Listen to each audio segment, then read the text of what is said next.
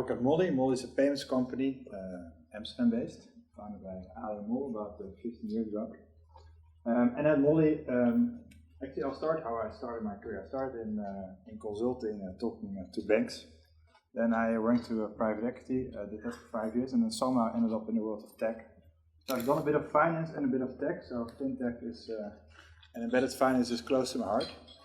And I have a bit of a presumptions title, embedded finance, at least beyond the jargon, because I think payments is really an area where we've seen massive adoption of embedded finance, right? I mean, it's a case in point of where it has proven and it's working at scale.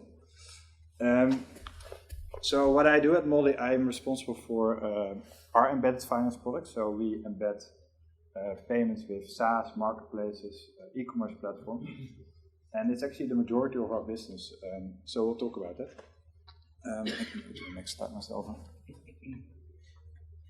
So the agenda, I'll talk a little about Mollie, embedded finance of Mollie, and then give you a bit of a product perspective, because that might give you some inspiration for building the next wave of innovation. So this is about Mollie, right? This is, I always like this slide, because it's how payments looked like about 15 years ago. And effectively, payments businesses solved two issues, right? On the one hand, it's about, as a consumer, how do you pay and really get a nice buying experience. And on the other hand, it's about how, as a merchant, as a business, I can actually easily access those services. About 15 years later, we now have about 200,000 customers. And I think payments as an industry has kind of solved most of these problems, right? It's relatively easy to integrate, and as a buyer, you've got a pretty nice set of opportunities to pay, and that all works. If you think about our journey, so we started in 2004, and on the left-hand side you see Ali and Mollie behind this very old-school Apple computer. And that's how it started, right? Alian and a bunch of engineers at some point started the business. And I think Mollie is very much a success story based on embedded finance and on product distribution, because at the time we solved the issue of, okay, how do you integrate, how do you get nice modern APIs to get access to that, but really growth accelerated because it got embedded with, payments got embedded with these e-commerce platforms. So 15 years ago, everybody would build their own website to start a web shop. And then at some point there were players like Shopify and SaaS, etc., and WooCommerce said, hey, everybody's building their own custom stuff. Let me make this as a service and offer this at scale. And as part of that, we basically embedded payments on top of that, and all of a sudden you see a massive growth. So there you really see how the power of embedded finance could create a distribution opportunity for a payments business.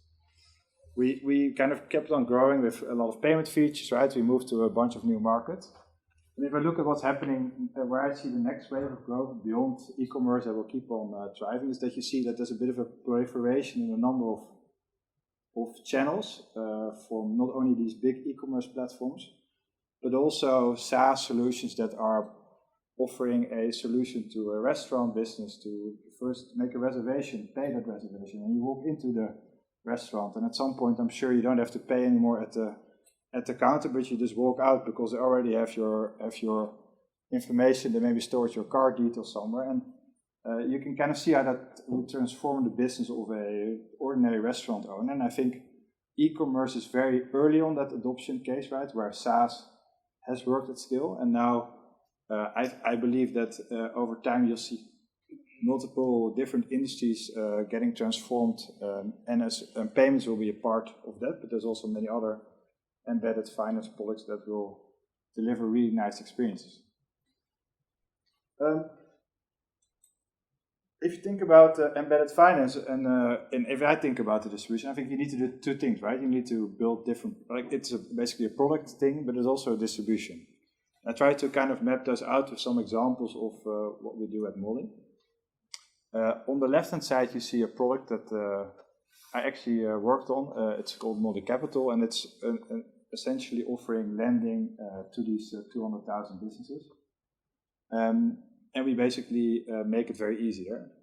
And on the other hand, we do distribution of our products, right? And then we tap into the ecosystem and we embed our products to all of these SaaS players, as discussed. Let me first go into that product view. So embedded finance, in my view, is, I think on the left-hand side you see something that's very interesting, and that's using payments as a way to pay, and as a result of that, plays like Klarna for consumers allow you to not pay in one go, but pay in multiple steps, right? Buy now, pay later. And that has transformed, of course, how people pay. And it's effectively a lending offering, where the promise, of course, as a merchant, you pay a bit more money, but as a result, you kind of increase your revenue and you get more conversion, right? That's a trade-off that you make as a business to offer these solutions.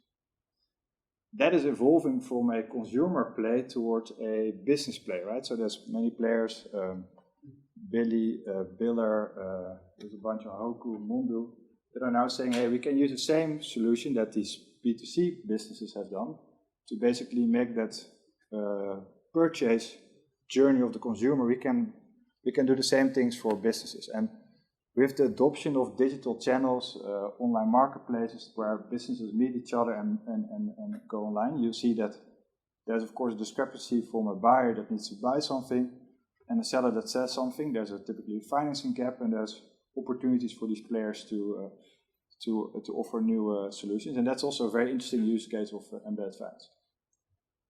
On the right-hand side, we also distribute, so that's kind of what we offer to the buyers, right? So we, as a PSP, you basically bundle all of these different payment solutions and offer them in a package.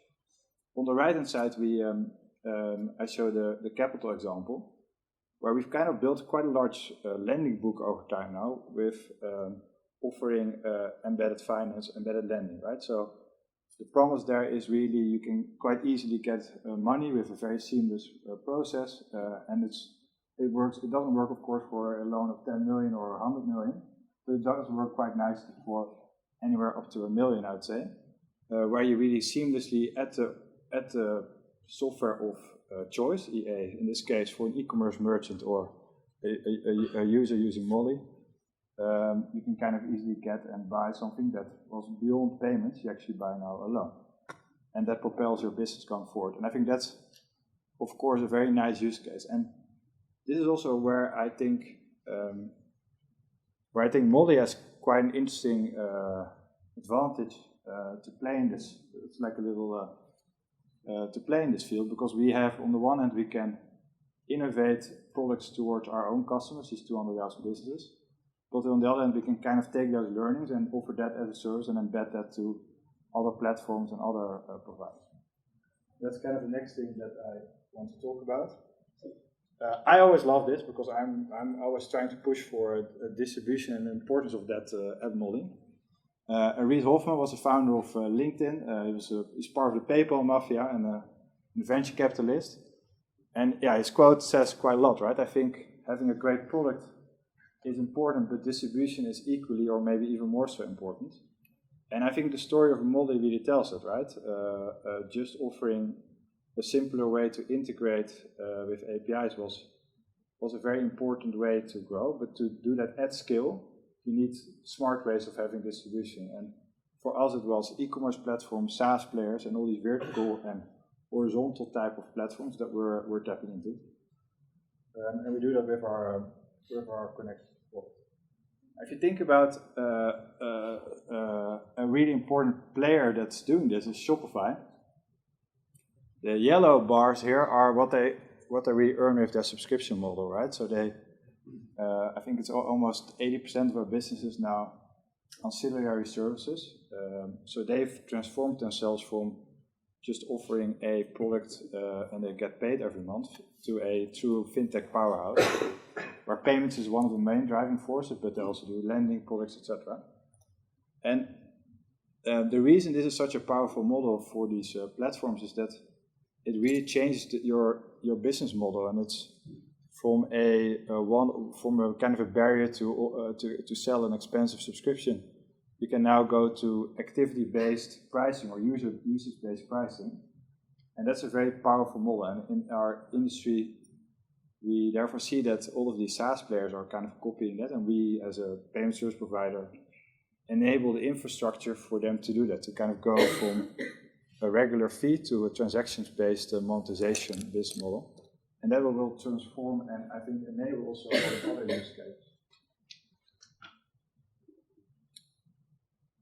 So I tried to kind of think through, okay, what did I learn launching a embedded capital lending product at Mollie, and also offering these embedded finance products to our customers. And I tried to digest it into 4 learnings. I think they kind of are a little bit echoing what we heard already today. I think rule number 1 for me at least is you need to, like, when does embedded finance really work? I think typically it's really difficult, right, to get access to financial services. You need to go to KYC, you need to provide bank statements, you need to go to your accountant, right? And I think why are these embedded lending products working quite well? Because the barrier for a lot of these business owners are quite high to do that. If you want to lend, I don't know, 50,000 euros, you don't really want to go to your accountant, or you don't really understand even always how it works. And so with our capital product, and I think there's also other examples of this, it's really become something you can apply within 24 hours. You get the money on your bank account. Like, that's a very powerful customer promise, and it's also leading to the success we have. The cost of it is also that it's typically a bit more expensive, right, than traditional banking financing, and I think that's where I think the partnership of the fintech industry and the traditional banking industry needs to evolve and see if we can crack that together. But I really see that this is a really important lesson for me. Also when launching our embedded products towards the customers, right? They need to kind of be able, the payments flows, it all needs to be very simple for the buyer to get adopted. So rule number 2 is for me is empowering the background. And I think this is also a question of the different models that you have, right? Are you still going to own the relationship with your customer, or are you going to outsource that to another party? And for instance, what has happened in the US is that parties like Chime, who don't have their own banking license, have 15 million account holders, all powered by somewhat small regional banks, and they're in the back end, and these new fintech players are able to distribute that product on their behalf, and they are kind of in the background. So similarly, what we do within payments is that we offer this to a party like Booking Experts. It's a Dutch company. They do help vacation, holiday accommodation booking. It's basically booking.com for holiday accommodation parks. And they launch their own payment service, fully white labeled, and in the back end, you don't really notice it, but it's powered by Mollie. And there's a couple of different models there. I think it depends very much on the scale and the size of the platform that you integrate with, right? If it's a very large company, well-funded, with a large technology department, you can work with APIs. If it's a company without licenses and a little bit smaller and more regional, you might have to co-brand parts of the journey, and that's also the types of journeys that we offer. So it can be fully API-based, but it can also be a more dashboard type of flow where we are basically changing the styling of certain screens.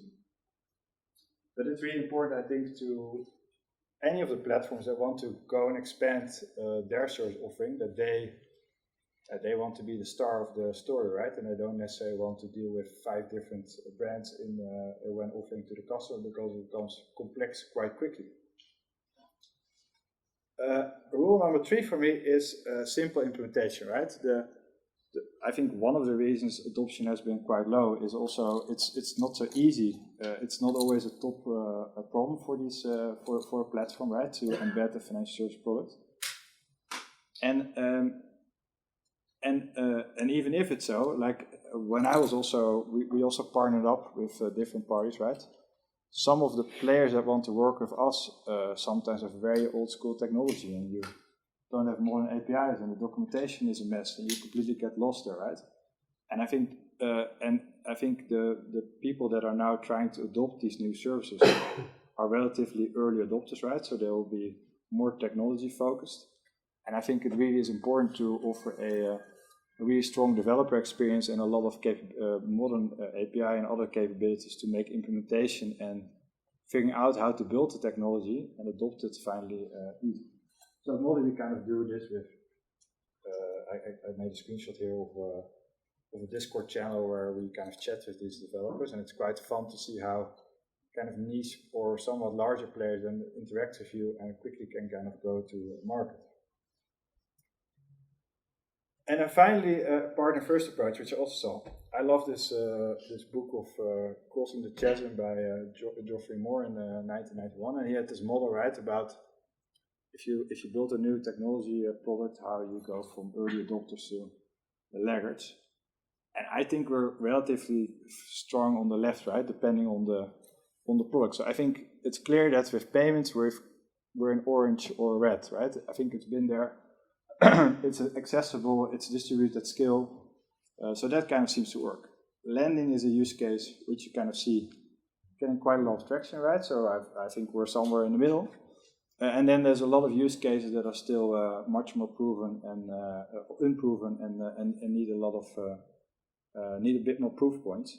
But I think in any of them, for any platform that wants to expand their services and integrate more embedded finance products, it really is important that for them it's very early in the cycle, right? It's relatively a new topic, and that means that they will look at a reliable partner that will not only kind of hand them out a solution and as a bunch of APIs and hey, good luck with it, but it really takes quite a hand-holding approach, and it's quite an intense trajectory for that as well. So also my teams, for instance, we have a lot of people that are solution architects and solution engineers that are really helping the customer to adopt the technology that we provide into an actually working solution.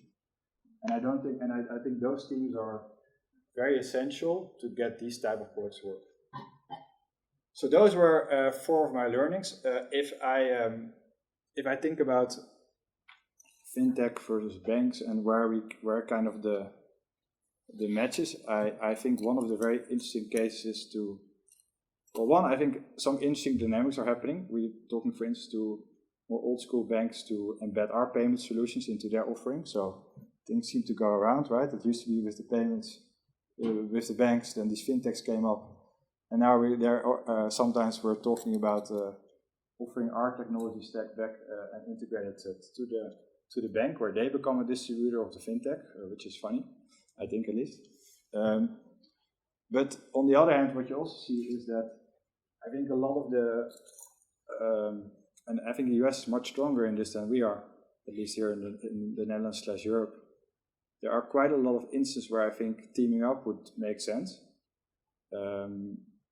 because you kind of see that there are capabilities of the banks that are very essential, right? That have low cost of capital, that could really propel these solutions. And then I think for some of these reasons, I think fintechs are somewhat better positioned to drive some of the product adoption and a bit more innovation. I mean, we are effectively sometimes, I think, a little bit faster with certain things. I'll try to be gentle here. And somewhere in the middle, right, if you can somehow make those capabilities come together, I think it could be quite interesting, because there's a lot of really important problems to solve, right? It should be a lot easier for businesses to grow and to not have to deal with a lot of paper, have to deal with the issue of working capital, right? And I think we're just at the beginning of that adoption cycle, and I think it's an interesting discussion to see how we can solve that. And I think partnerships are definitely an important way to go there. Cool. Thank you. Are there any questions for Paul? I see one already. Hold on a sec. With your presentation, Paul, I'm very curious because as I see the working capital solution you have now is for smaller ticket sizes. So I'm curious as to your thought into getting into larger ticket sizes and what that would mean in terms of ingesting data and also regulation. I think so. Why did embedded? Why do these? Why are there a couple of specialized embedded finance players out there? Right. Let's start there. I think How that kind of worked was that we basically have a new way of looking at data to assess risk, right? So instead of looking at the accountant's audit and a P&L, and a balance sheet and cash flow statement and a couple of transaction years, right? You now go and change the model and you say, okay, we're not going to use that data, but we're using transaction data, revenue-based financing, right? You look at the revenue side and we basically then we take a history of 6 months, 12 months, and we look at, okay, how much revenue do you make, and we basically model that out and say, okay, that means you probably will expect to have revenue going forward of X. A party like Mollie can do that because we're in the payment flow, right? So any money that comes in, we kind of own, and then we pay it out towards the end customer. That's of course a little bit more limited from a risk perspective than a full P&L and a balance sheet and maybe a bit more information, because you only see the revenue side of things, right? That's where this really has worked. So the way that was solved effectively was because there were new players out there that said, hey, this is interesting. I don't have so much, I have some risk, but it's manageable. So what am I going to do? I'm going to just price this in. I'm asking different interest rates than any bank would do. And I don't think a Dutch bank, well, you guys can correct me if I'm wrong, has been willing to really dial up that pricing instrument to really take that risk on. Now, the downside of that is if you have expensive loans, then that makes quite sense if you maybe need 100,000 euros and you want to be very flexible. But of course, that becomes very expensive if you're going to lend 20 million euros or 50 million euros or whatever the number is. So these bigger tickets. There have been instances where this seems to work quite well. So you have to look. So if you look at the data, there are parties that are looking at acquisition cost of a new customer, segmentation, and so they've been able to crack also larger tickets. But that's been quite specific. But yeah, I think this is a very interesting opportunity for innovation still. But it's going to be a bit more difficult to crack than these smaller tickets. Is that answering it? And I think regulatory-wise, I don't think there's a lot of regulation that says that you can't lend money to X or Y. So I think that's not necessarily the issue.